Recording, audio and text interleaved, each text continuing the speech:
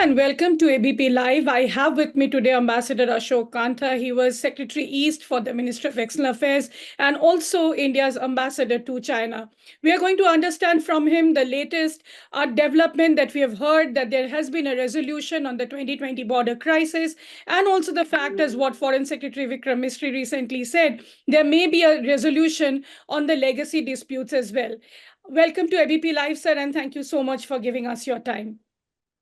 Thank you. Thank you. So to finally understand it from you, because you've been there and you have been involved in signing some of the border protocols and designing them as well. Just to understand first from the what the announcement has happened from the MES side, the Ministry of External Affairs, that there has been a resolution not just on the 2020 border crisis, but it seems that the legacy disputes concerning Demchok and Depsang has also been arrived at. How are you reading it, and how do you see this development, sir?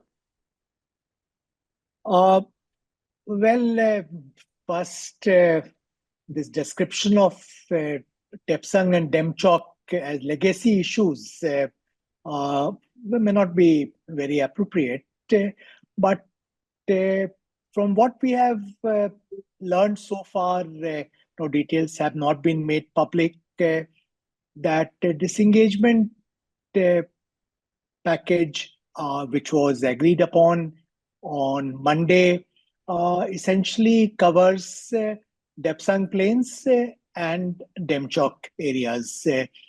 Chinese were earlier not inclined to discuss disengagement in those areas, claiming that these are legacy issues and not linked to what happened in summer of 2020. But we insisted that they should be addressed and resolved. And we have apparently worked out some kind of disengagement there. Details are not known. Much depends on the fine print. For instance, in Depsang Plains, as you know, Indian troops were unable to go beyond what is called the Y junction or bottleneck. They had 5 patrolling points. Beyond that, going along Raki Nala and Jivan Nala, they were unable to access that. Presumably now they'll be able to access, but we'll have to wait for confirmation from our side. We'll have to see what happens to infrastructure that the Chinese had developed in that area beyond Y junction. I've seen satellite imagery of purported infrastructure. Will Chinese continue to get access to those facilities? How far deep beyond Y junction they'll be able to come on our side of the LAC? Will they be coordinated patrolling or an overlapping patrolling? I think these are issues not clear at this point of time. Likewise, in Demchok area, will our troops be able to access junction between Nilung Nala and Charding Nala that they were visiting earlier? We'll have to wait for confirmation. What happens to resumption of grazing activities? Once again, we need to know. There were certain friction points, so-called friction points in the Galwan Valley, Hot Spring, Gogra, and along Pankung Lake, where some kind of disengagement had been worked out earlier, which reportedly involved creation of buffer zones. Yes. So some of the patrolling points our troops were visiting earlier, they were unable to access. Our expectation was that that will also be addressed. In fact, therefore, yesterday, when Army Chief was speaking on a public at a public function, he expressed, expectation that we will be able to restore situation as of April 2020. Now, April 2020, we didn't have these buffer zones. We didn't have these restrictions on patrolling or restrictions on grazing activities in these areas. But subsequent input suggests that those arrangements are not being reopened. That means, understanding is limited to Depsang Plains and Demchok. I may be wrong on that, but that's my understanding at this point of time. Now, when we talk about uh, normalization of border, as you know, Minister of External Affairs, Dr. Jaishankar, had consistently maintained that the state of borders will determine state of relations. And as long as borders are not normal, we cannot have a normalcy restored in relationship. On 12th September, he had mentioned that progress has been made on disengagement, but the bigger issue is militarization of border.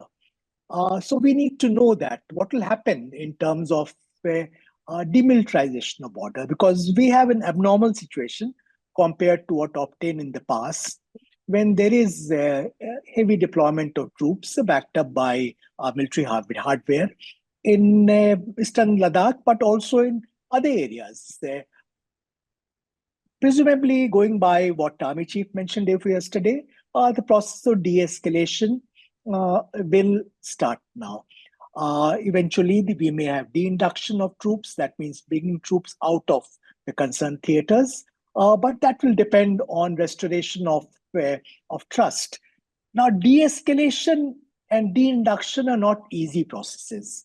Right. They're not easy processes because, one, there is a lack of trust, and two, we have a serious disadvantage when it comes to reinduction of troops because of nature of terrain and border infrastructure, where Chinese have an advantage over us. So reinduction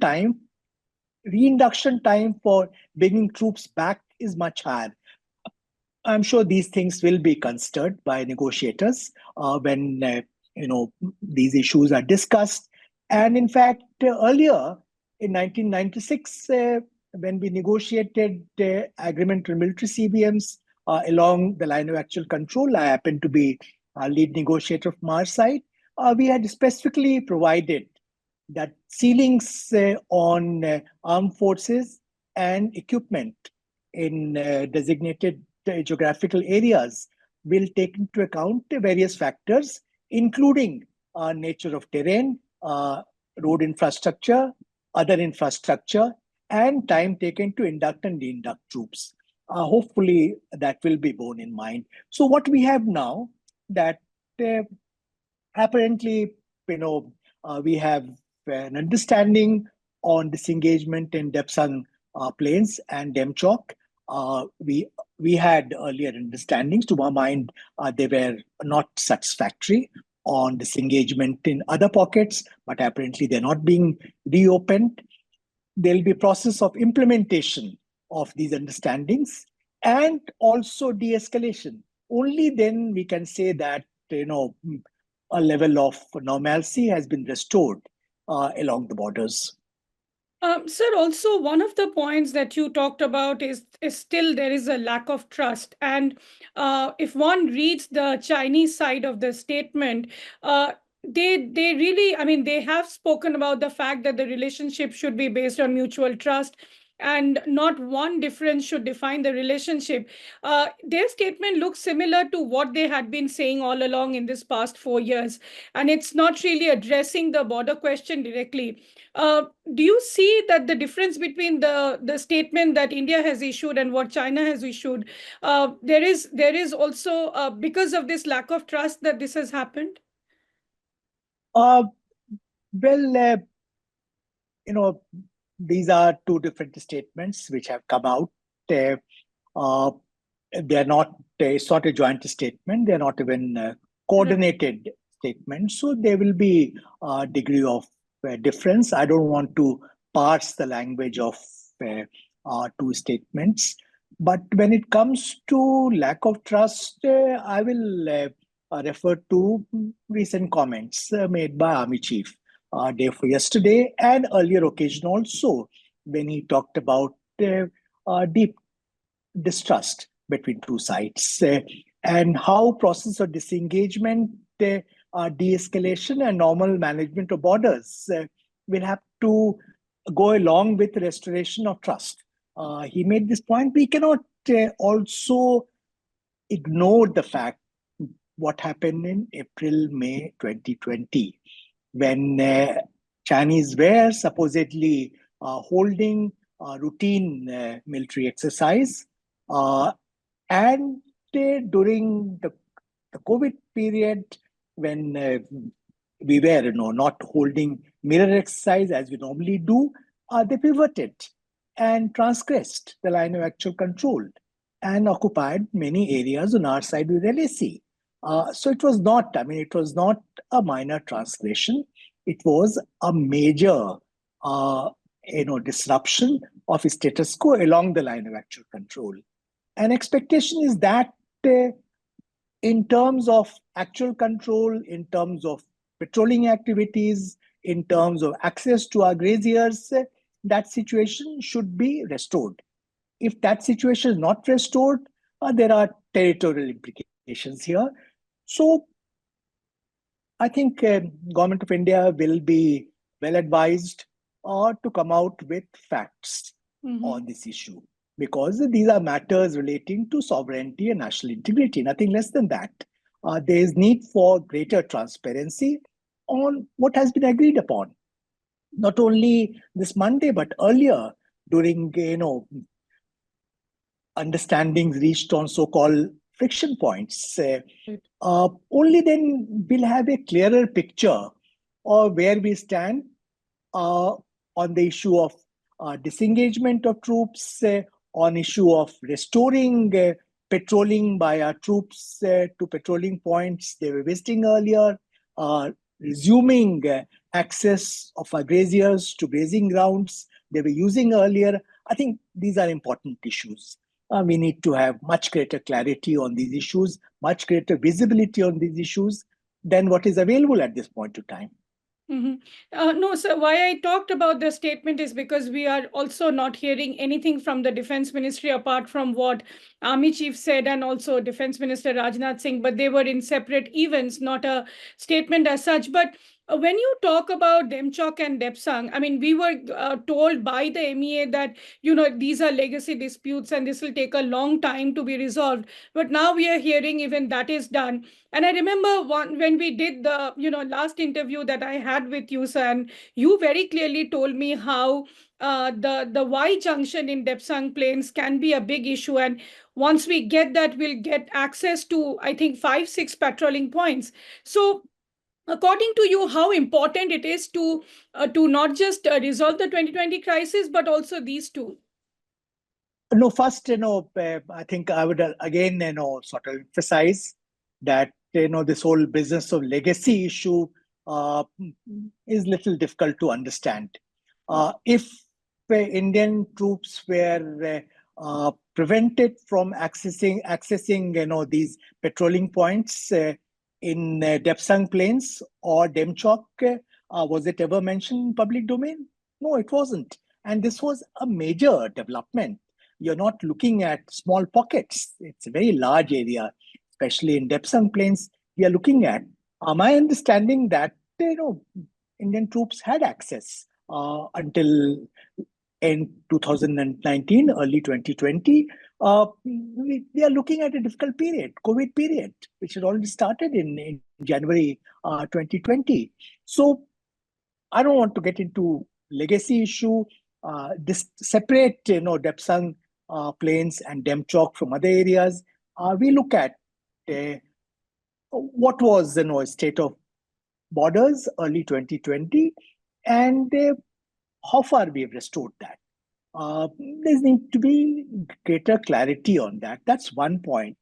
Second point, I think Dr. Jaishankar has very rightly been emphasizing linkage between restoration normalcy in borders and restoration of normalcy in overall relations. We'll have to wait for some time to see whether borders have returned to a state of normalcy. That will require completion of the process of disengagement, that will require completion of the process of de-escalation of troops, and in a manner which safeguards our interests. what we witnessed yesterday during meeting between Prime Minister Modi and President Xi, and I think it's a good idea for leaders to meet. I've always favored maintaining communications, including at the highest level. In this meeting, what we have witnessed is a resumption of the dialogue process. We are reconnecting with China. There was a hiatus caused. Prime Minister didn't have any structured meeting with President Xi since November 2019. There was no meeting between special representatives since, I think, December 2019. So those mechanisms are being revived, and which is a very sensible decision. To the extent Chinese have agreed to sort of restore status quo ante in Depsang Plains, Demchok and elsewhere, I think that's a very welcome development that will also help in reducing tensions. But the transition from present state to a reset in ties, to full normalization in ties, will be a difficult and challenging process, because first issues arising out of what Chinese did in Eastern Ladakh need to be fully addressed, and then there are other structural challenges in the relationship which predate Kalwan, which had caused misgivings on our side. They also need to be addressed. So we are happy that this process has started. It's an important step in the process towards normalization relations, but much more work remains to be done. And it's very important, as I mentioned earlier, that there is greater transparency about what has been agreed upon with China in terms of management of borders in Eastern Ladakh. Mm-hmm.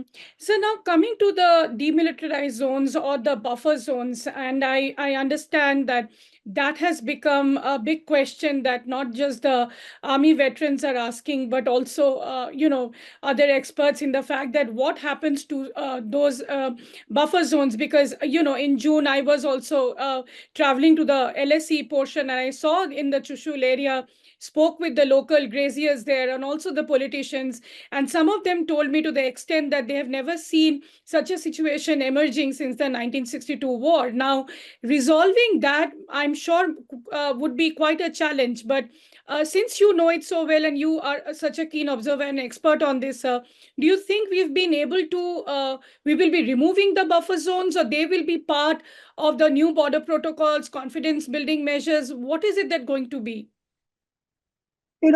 What causes concern to me is that we are using the term completion of disengagement. Mm-hmm. To my mind, there is unfinished agenda of disengagement. That agenda, as long as we do not get access to patrolling points we visiting earlier, our troops are visiting, our graziers can't go back to grazing grounds they were visiting earlier. It's not, a desirable, it's a suboptimal situation, which has territorial implications. Because if you can't visit some place, if it's called made buffer zone, and these buffer zones are largely on our side of line of action control, then it compromises our territorial position. So this buffer zone idea, frankly, I was never comfortable with it. As a temporary expedient, one can understand that you created a gap between troops of two sides to prevent any untoward incidents from happening. But as a long-term solution, it's certainly not desirable, because this prevents our troops and our people, our graziers, from going to places they were visiting earlier, they were patrolling earlier. Mm-hmm. So do you think in this understanding, maybe all those buffer zones will be removed and we will have the situation as before, or that has to yet to come out? No, I think from what we've heard so far, those earlier arrangements are not being reopened. That's the problem. We don't have, Yes. facts available at this point. I remember you telling me last time that the buffer zones cannot be a new normal, because then that will create a lot of... No, it cannot be, because then you create a new situation. You allow Chinese to change their status quo and, sort of modify it partially, and you accept the change situation, which is to our disadvantage. So I think this we have to bear in mind.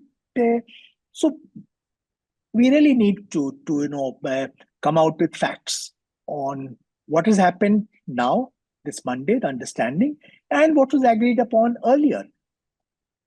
So now also talking about the fact that, since you were also part in signing and also in designing some of the border protocols, we heard the External Affairs Minister talking about the fact in the last 4 years that how the moment that the Chinese amassed so much troops at the LAC, they really tore apart all the border protocols that existed. No, now the fact is there is going to be a revival of the SR mechanism. Do you think all those protocols will be revived, or there'll be a new set of comprehensive CBMs, which was once discussed in 2020 when Minister Jaishankar met Wang Yi in Moscow? How do you see that? Or do you think that maybe it is time to upgrade all those 6 border protocols and address some of the newer challenges? Nayanima, there is nothing wrong with border protocols or agreements as such. They're all good agreements. Those CBMs have been helpful to us. Problem is that many substantive provisions of those agreements have been violated. And not just beginning, what happened in April, May 2020, even earlier. Just to give you one example, we have agreement on military CBMs along the line of actual control, which was signed in November 1996. It's a very elaborate document, and subsequently we have a protocol on implementation of this agreement signed in April 2005. Now, 1996 agreement, Article 10 makes it very clear that some of the CBMs can be implemented only when there is common understanding of line of actual control. And it lays down the requirement of arriving at common understanding through exchange of maps. This is stated very clearly, very explicitly. We worked out modalities for exchange of map. The process started. We exchange map for middle sector. When we're exchanging maps for Western sector, Chinese sort of ditched the process. They decided not to continue unilaterally, though there is a clear understanding that we must move towards common understanding of LAC through a process of exchange of maps and subsequent discussions. As we don't have common understanding of LAC, all kinds of differences arise. And on our side, there is this feeling that the ambiguity about LAC is sometimes maintained deliberately. On ground, people are quite clear where exactly is the LAC, but sometimes become shifting goalpost that you keep pushing the LAC, trying to change facts on the ground, as was done in 2020. I think that kind of approach needs to be questioned. Signing new CBMs is not going to help. Some CBMs may require updating because with passage of time, you need sometimes fresh thinking. But this, what Dr. Jaishankar referred to, deployment of troops along the LAC, and then later those troops transgressing LAC, the government doesn't mention that. There is clear understanding about what kind of exercises can be held. There is a requirement of prior notification. There is a requirement that the strategic direction of these exercises will not be directed against each other. In this case, what was seen to be a routine exercise pivoted into something entirely different, taking advantage of disruption caused by COVID. So finally, it comes down to what extent the Chinese side is ready to abide by these understandings. Just adding new CBMs Will not. uh, is not going to be particularly helpful. We have possibly the most detailed architecture of CBMs between two countries when it comes to management of land borders. So there's nothing wrong with CBMs as such. What is wrong is one side not abiding by those understandings. Mm-hmm. So then also the fact that, I've been hearing from some of the army veterans that you really cannot trust China completely. And they're also concerned that maybe by resolving this crisis, which happened at the Eastern Ladakh sector of the LAC, now we are going to see some tensions arising, at the NEFA, where the Arunachal Pradesh sector, Tawang and all that, because Chinese really see that as a continuation of Tibet, and that will be sort of more fruitful for them, and they'll keep us, active there. What is your reading of the situation, sir? Uh, well, we will be well advised not to let our guard down. Uh, we should keep, improving deterrence along the borders to sort of discourage China from repeating this kind of misadventure in future. We need to improve our capabilities, including ISR capabilities, which clearly were somewhat lacking in summer of 2020. Uh, so this is a process that we have to undertake border infrastructure. Chinese are actually moving at a frenetic pace. The way they're building up a rail network coming very close to India-China borders. Uh, Another road is coming up through Aksai Chin. Right. They have airports. They have all kind of facilities are coming up, which makes it possible for the Chinese side to induct troops at shorter notice and maintain those troops. Close to border, they have, you know, initiatives like Shaokang villages or Mm. wellness villages, where you have deployment, you have, settlement of people. Very often, we understand Han Chinese or even ex-servicemen are close to line of actual control. I'm sure our people are keeping a close eye on that. As far as Arunachal Pradesh is concerned, in December 2022, an effort was made in Yangtze area, which was foiled. So our border guarding forces are vigilant. But this is a process which needs to be continued. There's need for perhaps greater investment in our defense because we are dealing with a difficult situation with two difficult neighbors. Mm-hmm, mm-hmm. Sir, my last question to you. I know you have a very busy schedule ahead. Just to understand from you, now that these two leaders have started talking, and the fact that, very soon there will be foreign ministers meeting, the SRs are going to talk. Do you think we will now see normalization also in terms of trade and other things? The Chinese apps that were banned, investments, all those measures, do you think the floodgates will be opened now? No, I don't know what is the thinking on part of the government. But as I mentioned earlier, as far as I can see, the process of disengagement and de-escalation That will in take border time. areas, more specifically in Eastern Ladakh, will take time. And we have to see that this is something which is completed uh, in a manner that safeguards our interest, including our territorial position.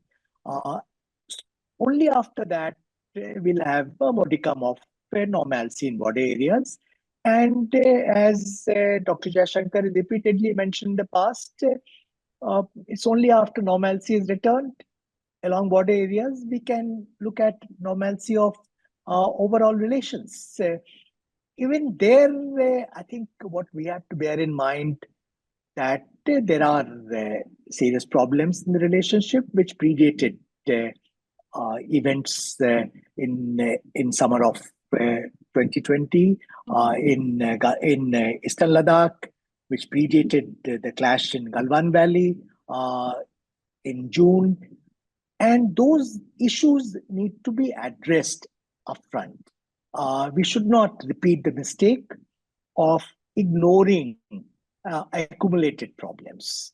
And when it comes to economic engagement, for instance, uh, you have to bear in mind that restrictions on FDI inflows from China were imposed in Press Note 3 on 17th April 2020, which was before border tensions surfaced.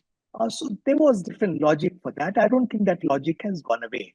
I think we need to seriously pursue a policy of reducing our dependencies on China, economic de-risking with China, as a whole lot of other countries are doing, and as China itself is doing vis-a-vis USA, for instance, because dependencies breed vulnerabilities, and vulnerabilities lead to coercion.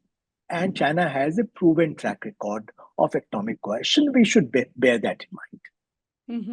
Well, sir, thank you so much. That has been very helpful to have this understanding from you. And thank you for giving us your time. For ABP Live, this is Nayanima Basu. Thank you for watching the interaction.